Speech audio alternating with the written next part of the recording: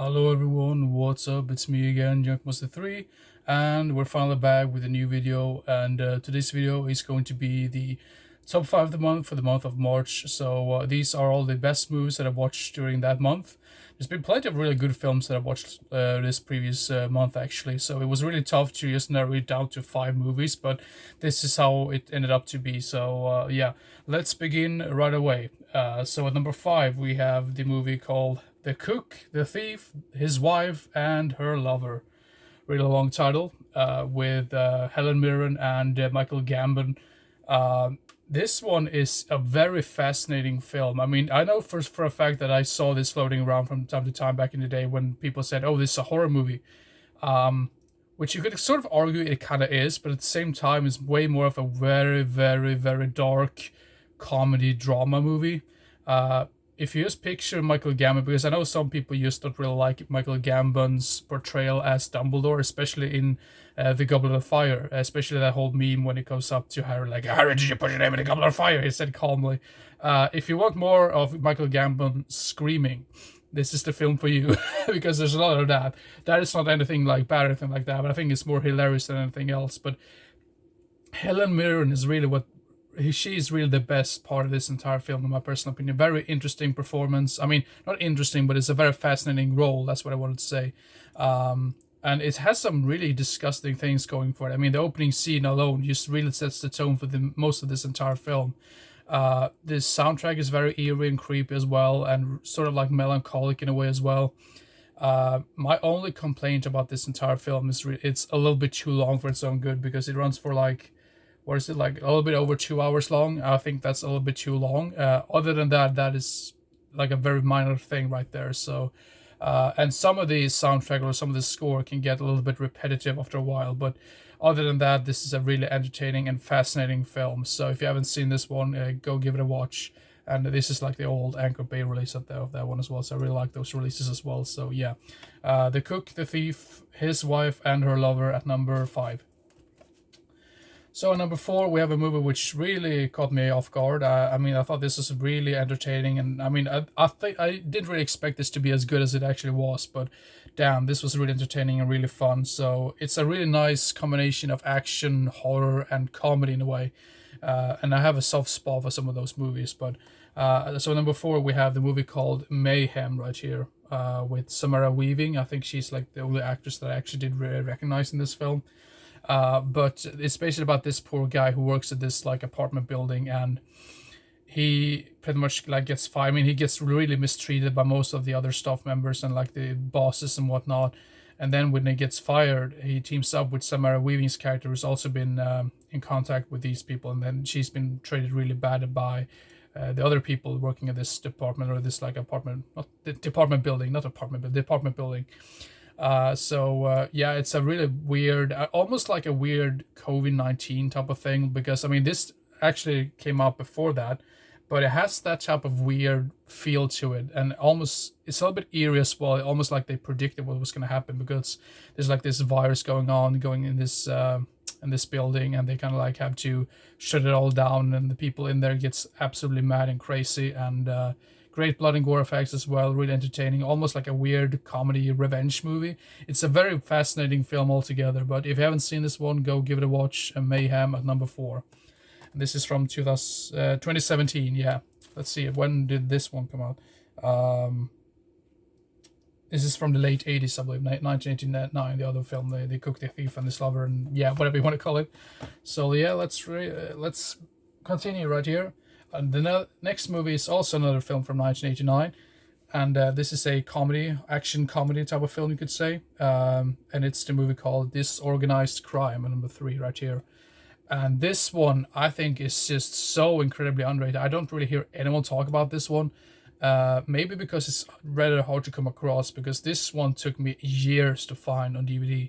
And when I finally found it, I was like, well, I need to get a hold of it, because otherwise I'll probably have to wait another like 5 years to actually see this for sale anywhere. But it's a great cast. You have like Lou Diamond Phillips, and you have, I never remember his name, but the guy, Fred Gwynne, whatever his name is, who is, I mostly know him for playing like the neighbor in the original Pet Sematary movie. But great cast altogether. You also have Al Bundy himself, in this one as like one of these like two buffoon cops or whatever, who's like on the case to track this group of thieves down, basically. Really funny, really hilarious. I laughed so much during this film in general. If you like any of these actors, if you like action comedy type of films, this is definitely something that you should watch. So, yeah, Disorganized Crime at number 3. Yeah, really hilarious and really fun. Speaking of movies that are usually hard to come across, this next film is like really the one of the holy grails for me personally, because this is a film that I've been wanting to get a hold of for like 15 years, if not even longer. So this is like infamous for being extremely hard to come across, especially here in Sweden.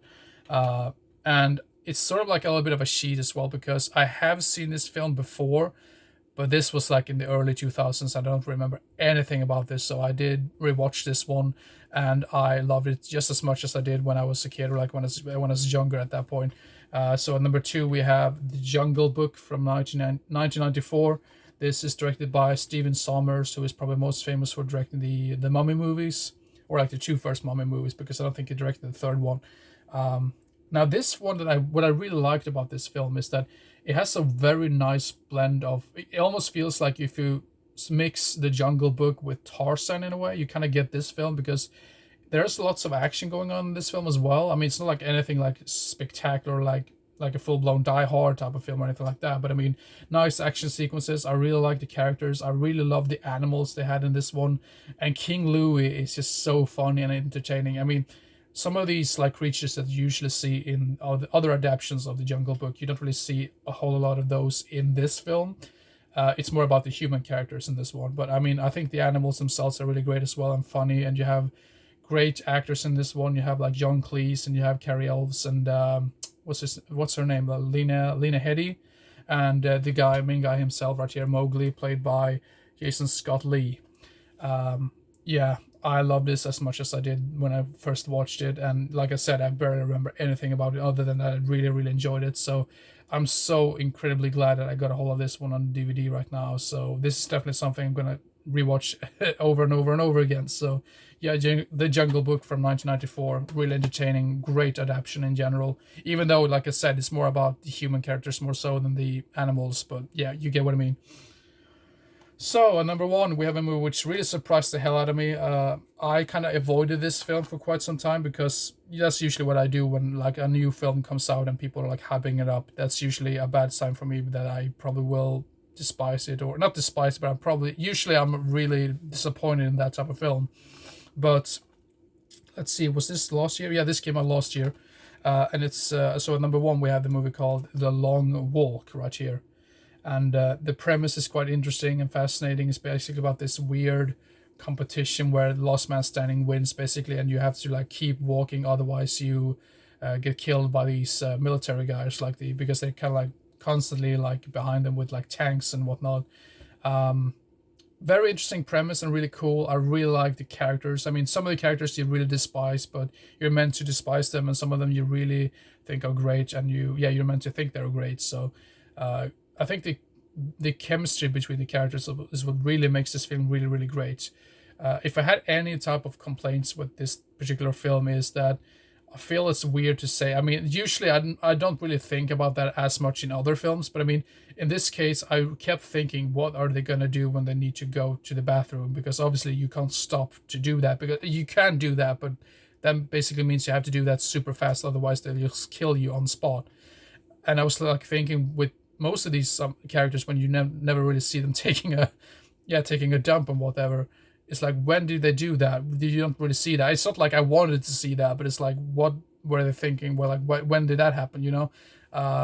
Usually that's not, like I said before, that's not something that I criticize when it comes to movies like this. But I mean, especially when it comes to this premise, I just had to ask that. So that is my only complaint about this entire film in general, I would say. And there's like a weird twist towards the end, which is a little bit too forced in a way. I totally get what they were going to mean by that. Like, it's like a big reveal type of thing. But yeah, it's still really entertaining, really cool film. And yeah, I don't know what else to say about it, but The Long Walk at number 1 right there. So yeah. So there you have it. That's the end of this video. These are the 5 best movies that I watched during the month of March. And next video is probably going to be the continuation of the 2000 series, where I rank my favorite 10 movies from each year in the 2000s. And the next year is going to be 2006. So I'm going to try to prioritize that video. And yeah, hope everyone enjoyed this video. Have you seen any of these movies? Please let me know in the comment section and give it a like.